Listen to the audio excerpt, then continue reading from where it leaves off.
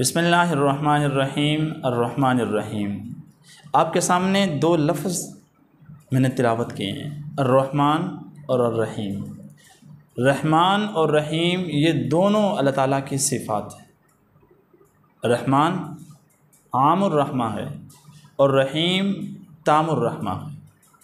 عام الرحمہ کا مطلب یہ ہے کہ وہ ذات جس کی رحمت سارے عالم، ساری کائنات جو اب تک پیدا ہوا ہے یا پیدا ہوگا سب پر حاوی ہے، سب کو شامل ہے، اور تام الرحمہ جو کامل اور مکمل ہے۔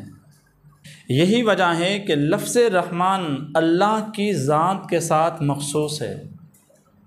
مخلوق میں سے کسی کو رحمان کہنا جائز نہیں ہے، کیونکہ اللہ کے سوا کوئی بھی ایسا نہیں ہو سکتا جس کی رحمت سے عالم کی کوئی چیز خالی نہ رہے۔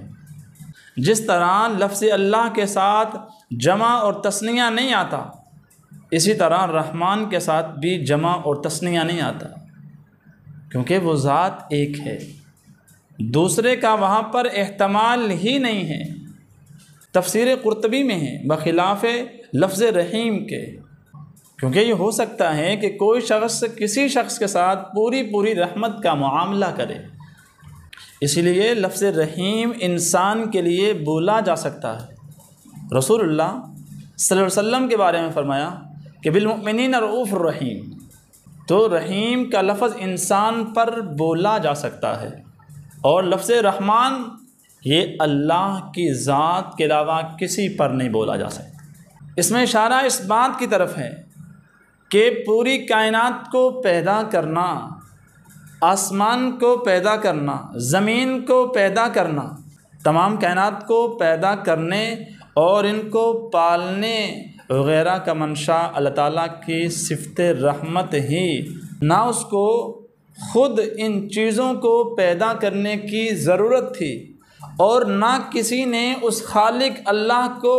مجبور کیا ہے کہ ان چیزوں کو پیدا کر، صرف اس کی رحمت کے تقاضے سے یہ ساری چیزیں اور ان کی پرورش کے انتظامات وجود میں ہیں۔ تو رحمان اور رحیم اللہ تعالیٰ کی یہ دونوں عظیم صفتیں ہیں۔ رحمان میں رحیم سے زیادہ مبالغہ ہے، تو مختصر یہ ہے کہ رحمان اللہ کے علاوہ کسی کے لیے استعمال نہیں ہو سکتا، اور رحیم اللہ کے علاوہ اللہ کی مخلوق کے لیے بھی استعمال کرنا جائز ہے۔